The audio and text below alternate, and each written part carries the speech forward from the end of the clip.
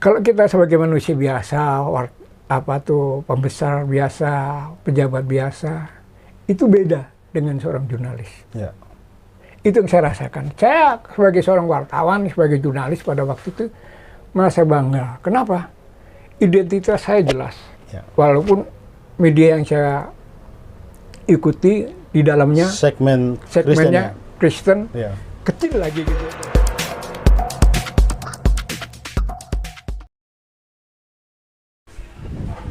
Sahabat Suara Tapian Channel, saat ini saya berbincang-bincang dengan seorang jurnalis senior namanya Binsar Tumpal Halamuan Sirait. Dia sebenarnya berlatar belakang sarjana teologi dari Institut Injil Indonesia Batu Malang dan magister pendidikan MPD dari Sekolah Tinggi Agama Kristen Teruna Bakti Yogyakarta.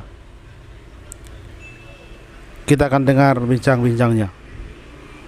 Senior jurnalis Binsar Sirait. Puluhan tahun lalu, mungkin 20 tahun lebih, saya sudah kenal beliau. Dia seorang yang berlatar teologi, tapi kemudian memilih jalan jadi seorang jurnalis. Salam sehat Bang Binsar. Salam sehat. Bagaimana kabar nih? Baik, berkat Tuhan. Bang, abang kan sudah lama sebagai jurnalis. Ceritalah dulu Bang, bagaimana abang dulu memulai karir, apa dasar atau melatari abang kemudian memilih jadi seorang jurnalis, tidak menjadi pendeta, yang walaupun kemudian juga akan melayani sebagai seorang teolog gitu. Oke. Saya terjun ke dunia jurnalis di latar belakang ini pada waktu peristiwa tanggal 21 Mei pada waktu itu 96 kalau nggak salah. Saya merintis gereja di Taman Harapan Baru, Ya. Pondok Ungu. Anak-anak waktu itu pulang sekolah minggu, Ya. terus ada pulang ke gereja lagi. Mereka menangis, menjerit gitu ya. Kenapa? Itu dipukul orang gitu. Oke. Terus peristiwa berikutnya ketika era reformasi, Ya. itu apa ya, hati saya miris gitu karena gereja tidak berani bersuara. Ya. Saya tidak melihat tokoh Kristen satupun yang berbicara. Ya. Gereja seperti di dalam ketakutan yang begitu luar biasa. Ya. Di gedung-gedung itu gedung mereka kasih ulos diturunkan segala macam, pribumi, menunjukkan seorang jati diri yang ketakutan. Jadi mereka tidak menampakkan diri sebagai seorang yang percaya kepada Allah, kepada Yesus Kristus yang merupakan Tuhan dan Rajanya. Ya. Itu membuat hati saya tergetar gitu ya. Terus waktu 98 itu, tragedi Mei itu, ketika saya melintasi itu, miris ya, melihat gereja orang Kristen ketakutan begitu secara luar biasa. Itulah membuat saya pada waktu itu terus akhirnya berpikir, kalau saya di gereja saja, yang bisa mendengar khotbah saya tiap minggu, Ya. minimal, kalau saya punya jemaat banyak, ya 50 sampai 100 orang kali 2, kali 3, berarti cuma 300 orang. Ya. Dan bagaimana 300 orang ini bisa mempengaruhi Indonesia. Ya. Itulah yang kemudian saya berpikir, kalau gitu saya harus terjun ke dunia jurnalis dan bagaimana itu kemudian nanti akan mempengaruhi Indonesia. Harus terjun ke dunia jurnalis secara nyata. Itulah kemudian saya pertama bergabung kepada, diminta sih bukan bergabung ya, diminta untuk membantu majalah Rem. Waktu majalah-majalah besar di Bredel. Sebelum Victorious ya, sekarang tabloid Victorious disebut. Oh ya, mulai Victorious dulu baru Rem. Oh begitu, oke. Jadi tabloid Victorious, baru kemudian dari majalah Rem. Terus ada majalah Hello Kitty, itu semuanya itu dari situ. Ada 4 pada waktu itu berkembang ya. Karena grup dari Rem ini? Iya, grup dari Rem. Oke. Ya. Terus berkembang. Gatra kemudian di Bredel. Sebut kepanjangan dari Rem ini, Bang. Rem itu Rahmat Emmanuel Ministry. Ya, sekarang ada GBI Rem ya? Ya, sekarang ada GBI Rem. Ya, Dulu kita mulai di Apotek Tomang. Baik, terus. Ya, Pak Kondat Subit waktu itu pemimpinnya dan kalau nggak salah di Muara Karang dulu itunya, redaksinya nggak ya? enggak. Dulu mulai pertama di Apotek Tomang. Baik, terus. Baru kemudian kembang ke Tubagus Angke. Oh, Tubagus Angke. Baik. Baru pindah ke tempat yang lain lagi ya. Nah, setelah dari Tubagus Angke, saya nggak ikutin lagi. Ya. Terus saya ikut bergabung ke Jemaat Indonesia yang dipimpin oleh Pak Royadi Hutasoid. Iya. Terus kemudian Di situ kita kenalan, Bang. di situ kita berkenalan ya. Tahun 99 ya. Iya. Dan itu perjuangan yang seru karena Jemaat Indonesia membumi begitu luar biasa ya. Tapi sayang semangat itu tidak kita jaga sedemikian rupa. Dan embrio dari satu partai ya. Iya. Dan disitulah kita melihat Jemaat Indonesia yang begitu berkembang dengan pesat dan antusias umat Kristen terhadap bangsa ini, bagaimana berperan aktif membangun bangsa ini, mencerdaskan bangsa ini. Itulah peran kita yang sebenarnya. Nah, sebenarnya dukungan masyarakat Kristen terhadap Jemaat Indonesia maupun kemudian lahirnya Partai Damai Sejahtera itu membawa dampak yang luar biasa. Bayangkan sebuah partai kecil bisa 2 periode lah katakan masuk ke Pusat DPR RI. DPR RI itu sebenarnya perjuangan yang luar biasa. Satu praksi lagi ya, satu praksi khusus. Yang terakhir itu kalah, kurang 1 suara saja, hanya 12 kursi kita dapat. PDS itu kurang 1 kursi. Nah, membandingkan ini dengan partai yang terdahulu, Parkindo, itu dimulai dari pemilu tahun 55 yang dipimpin oleh Pak Johannes Lemena. Nah, ini sejarah kekristenan yang panjang, partai Kristen yang panjang yang seharusnya itu menjadi semangat kita, menunjukkan bahwa orang Kristen bukan warga negara kelas 2. Di negeri ini ya? Ya.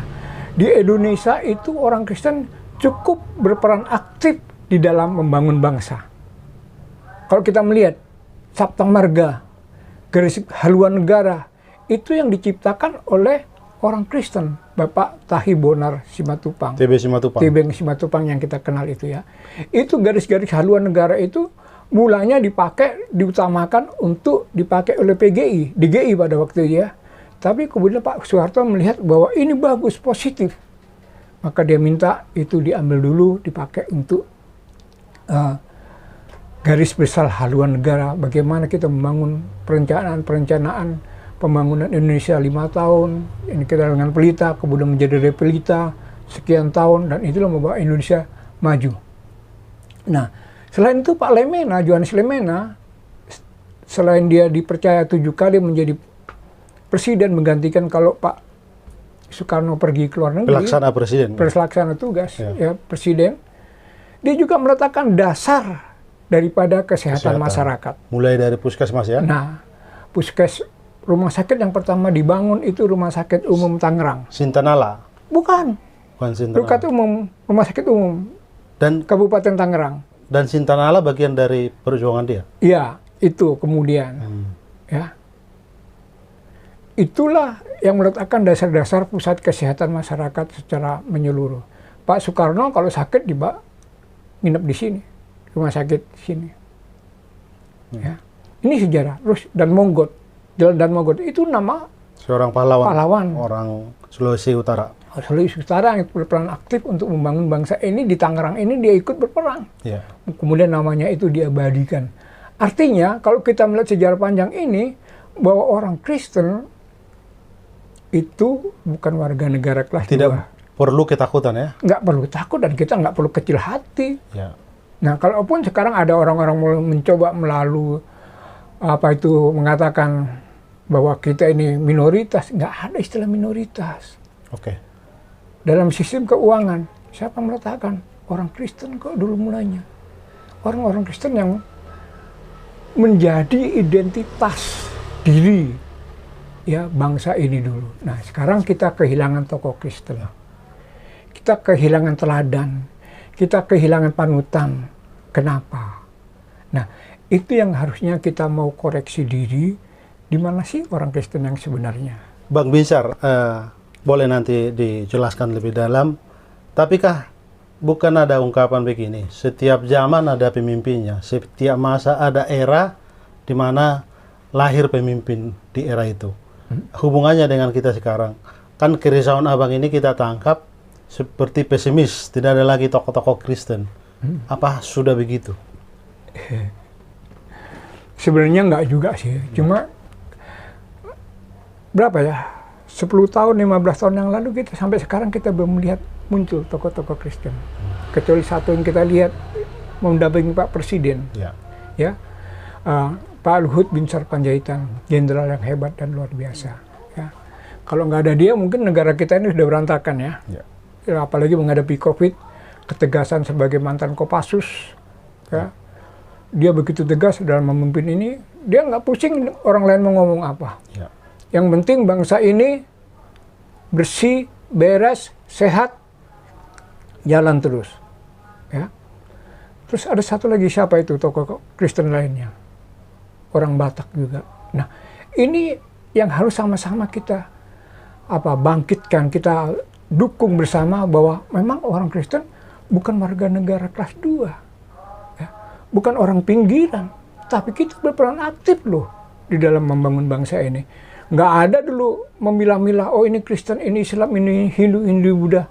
Saya ingat dulu waktu Bapak ikut berjuang ya, waktu mendiang Bapak kan merupakan salah satu dari 3 orang utusan pemerintah daerah yang terjun dipilih oleh negara menjadi tentara.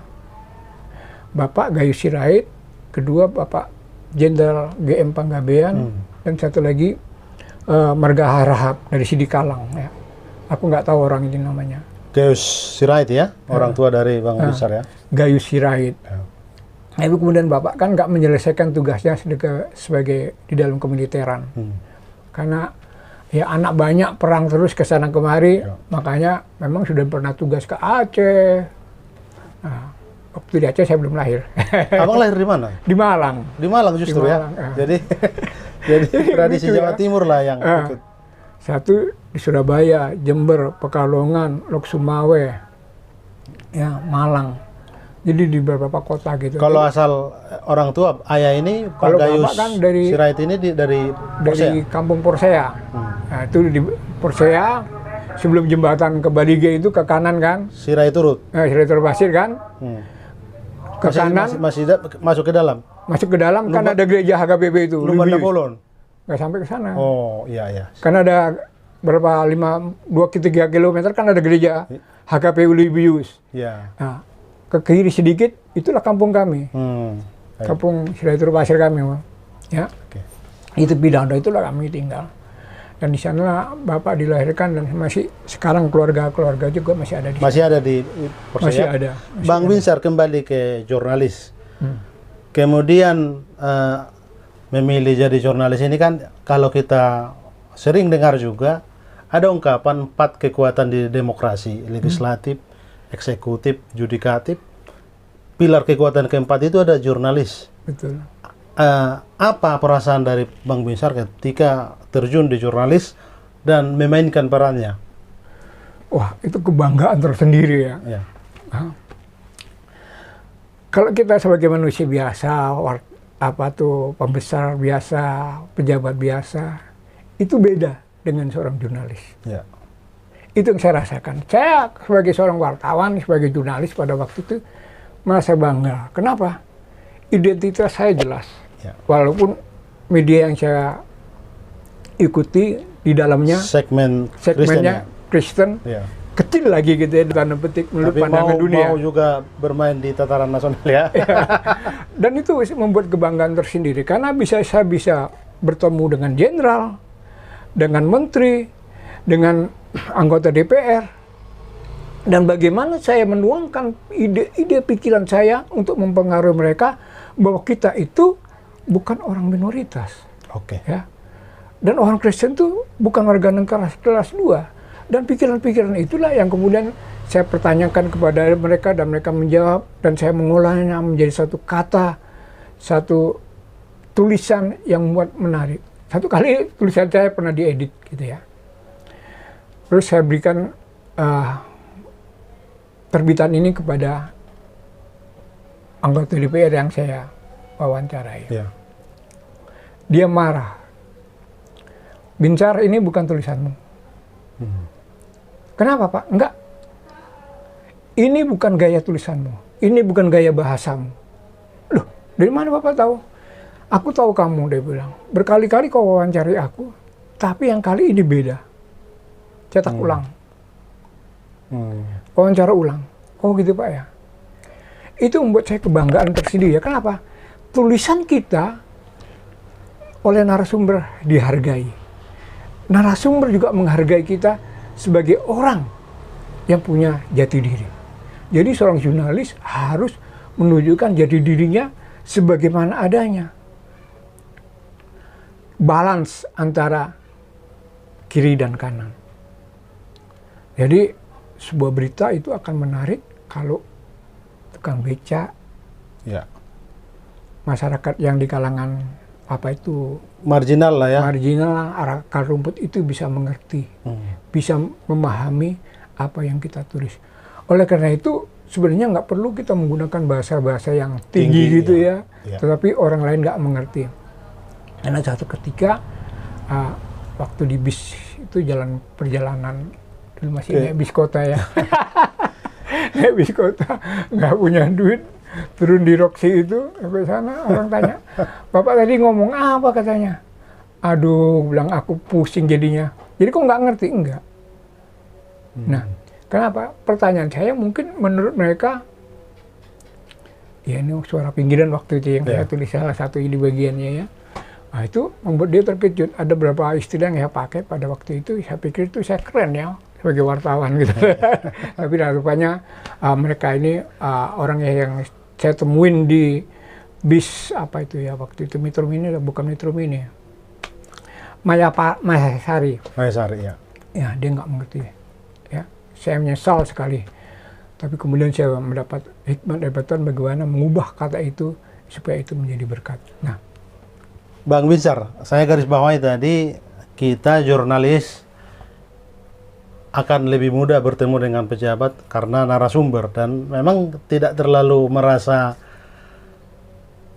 istimewa sekali berjumpa dengan pejabat ya, jurnalis ya, ya biasa perasaan kita. Tetapi ketika di tataran itu kita merasa biasa, tetapi secara ekonomi kan rata-rata ya jarang kita sebut jurnalis itu kaya secara materi begitu. Mungkin lebih banyak, ya kita harus akui saja, mungkin lebih banyak ya masih berjuang gitu. Apa perasaan suka duka pengalaman abang waktu muda? Sekarang anak-anak kan sudah mentas nih, ini berbagi lah. Ya, saya pernah jalan kaki dari Jalan Prapanca ke Blok M. Karena tidak ada ongkos. Nggak punya uang. Padahal ini wartawan. Wartawan. Untuk saya pantang untuk minta ya. Iya. Apalagi memeras.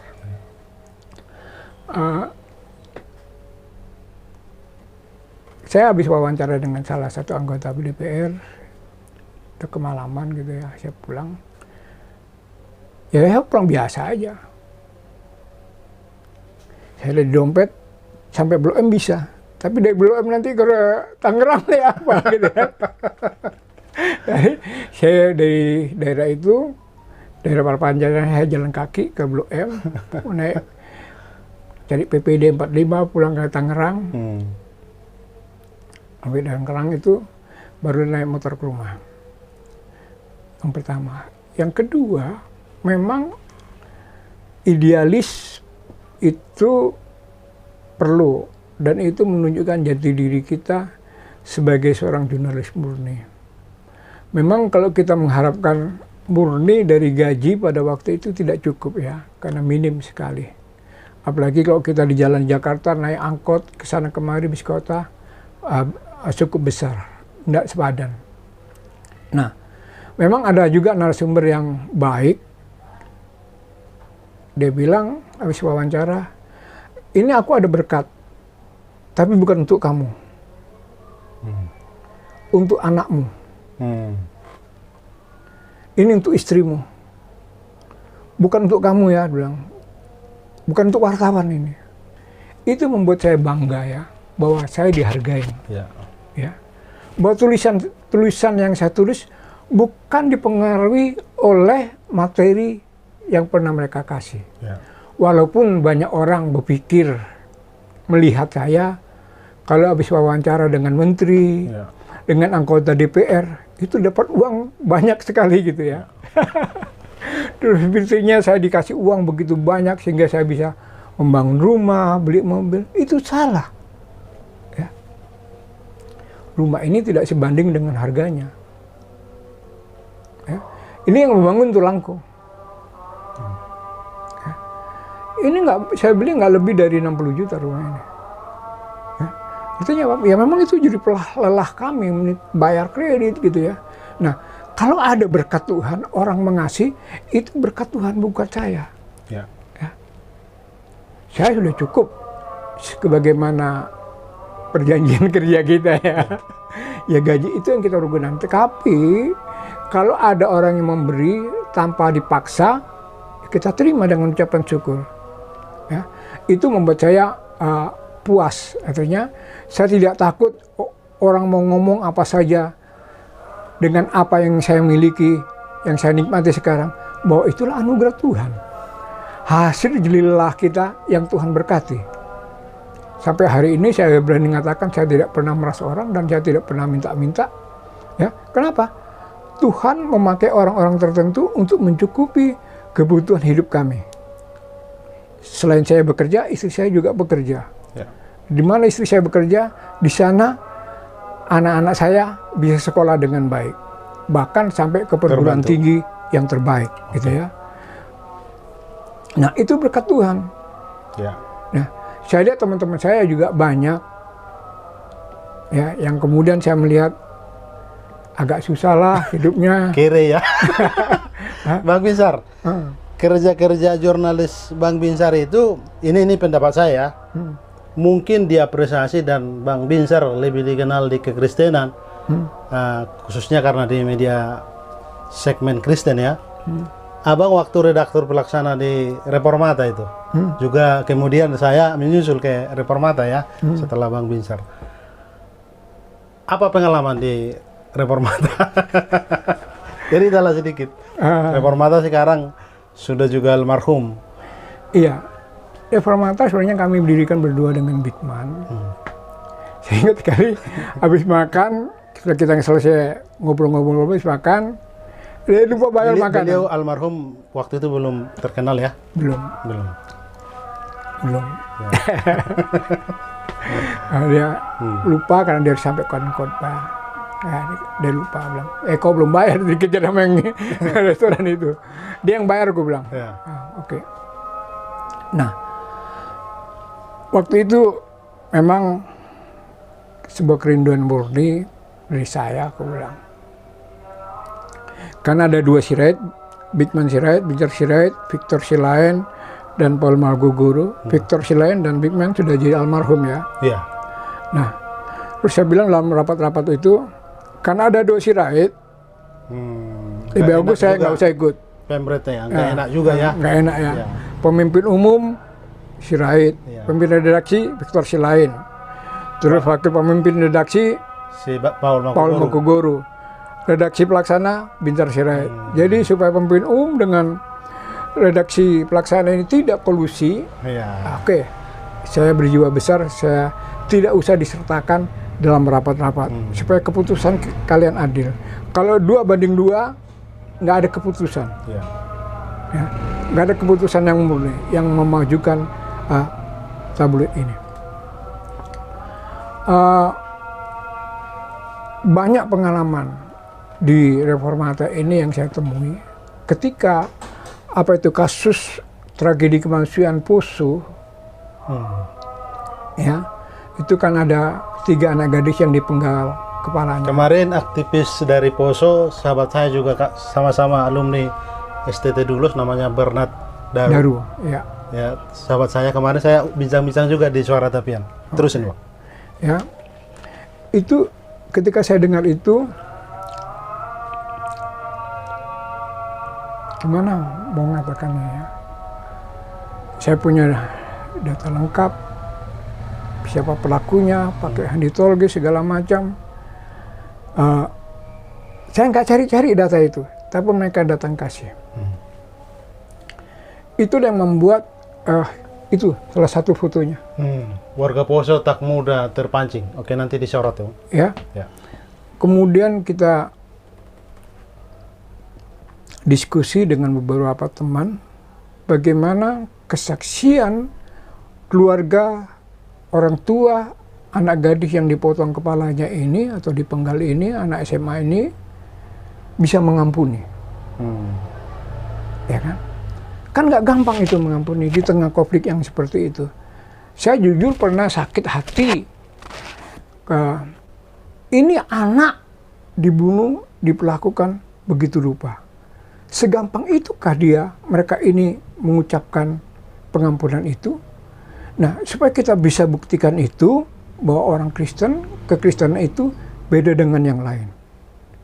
Mengampuni itu tidak hanya dengan kata-kata, sebagaimana Tuhan Yesus sendiri ajarkan. Ya kan? Dia rela mati untuk kita, mengampuni kita orang yang berdosa. Ini yang mereka tunjukkan keluarga-keluarga ini. Terus bagaimana kita membawa keluar mereka dari Poso ke Jakarta? Itu suasana tegang sekali. Mereka mesti jalan di tengah malam, gelap gulita, ketakutan, ancaman yang begitu luar biasa.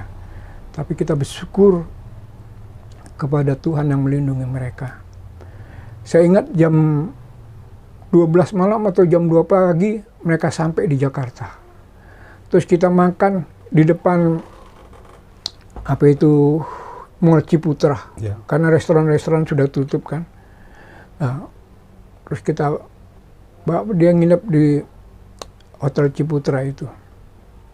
Ya. Mereka begitu ketakutan luar biasa. Tapi pada waktu mereka bersaksi di stasiun-stasiun TV swasta secara luas, ditonton oleh masyarakat Indonesia dan seluruh dunia, dan itu menjadi satu kesaksian yang hidup, ya. Dan itulah yang membuat akhirnya waktu itu kita bawa mereka ke Mahkamah Agung, Mahkamah Konstitusi Pak Arsidiki, terus kepada PBNU Pak Hasyim Musadi, dan ke Muhammadiyah, ya. Ini loh kekristenan yang sebenarnya, bahwa orang Kristen tidak seperti itu. Nah, inilah yang membedakan kita dengan mereka. Mengampuni itu tidak hanya dengan kata, tapi dengan perbuatan. Nah, memang sakit, mereka bilang. Tapi ini yang Tuhan Yesus ajarkan. Kami mencoba mengikuti jalan kasih, jalan yang ditujukan oleh Tuhan Yesus. Mereka bilang, kalau secara manusia, Pak, kami juga tidak mampu. Tapi kami sudah diajari dari firman Tuhan, Tuhan Yesus sendiri sudah menjadi teladan. Itulah yang coba kami terapkan. Itulah yang coba kami wujudkan, bahwa kasih itu tidak hanya dengan kata. Oleh karena itu, kalau kemudian kita mendapat kesulitan-kesulitan yang lain, itulah wujud daripada kasih Kristus di dalam kesabaran Tuhan Yesus yang ditunjukkan menjadi teladan kita ketika kita menghadapi tantangan-tantangan di hadapan kita pada waktu itu dulu dan sampai sekarang. Jadi sulit. Saya juga ke Ambon. Saya lihat teman-teman ibadah di hutan, perjamuan kudus di hutan. Gedung-gedung gereja dibakar begitu luar biasa. Tapi itu realita di lapangan yang kita hadapi. Tapi saya melihat begitulah kasih Kristus yang kita wujudkan. Bukan berarti orang lain nggak punya kasih, punya. Tapi itu yang membedakan kita dengan mereka. Ya. Ya, agama lain juga punya kasih, tapi kasih kita kasih yang diwujud nyatakan di dalam hidup kita sehari-hari. Memang itu membuat kita seharusnya menjadi terang dan garam itu yang nyata. Ya. Nah, itu yang nyata. Dan saya berharap kalau dulu ada banyak tokoh-tokoh Kristen muncul, generasi muda kita harus banyak dong menjadi berkat bagi kita. Bang Binsar, ini luar biasa nih pengalamannya sebagai jurnalis, punya pengalaman di lapangan langsung yang tidak banyak orang juga mengalami itu. Mungkin pertanyaan saya terakhir ini Bang, seingat saya dulu kita pernah, ini hubungannya dengan karena empati dengan teman-teman wartawan. Kita penting satu komunitas atau organisasi yang selalu punya empati ke masing-masing teman. Kita memang masing-masing berlatar belakang dari media yang lain misalnya kan, tapi media kita kan belum tentu seempati dengan teman-teman. Maka kita dulu pernah, seingat saya, mendirikan Lemuaka. Ya, Lemuaka. Saya sekretaris, ketuanya Johan Silaban, bendahara umumnya Bang Binsar. Kita demo di Kedubes Amerika Serikat dan diwawancarai TV nasional Bang Binsar. Itu hebatnya Bang Binsar ini. Apa kira-kira Bang, sebagai senior, pesan Abang perlunya kita berrelasi, punya kekuatan di organisasi jurnalis begitu? Iya, kita kan makhluk sosial ya. Kita nggak bisa hidup sendiri. Sehebat-hebatnya seorang jurnalis, dia butuh orang lain juga. Kita perlu komunitas. Komunitas satu harus didampingi oleh komunitas yang lainnya. Nah,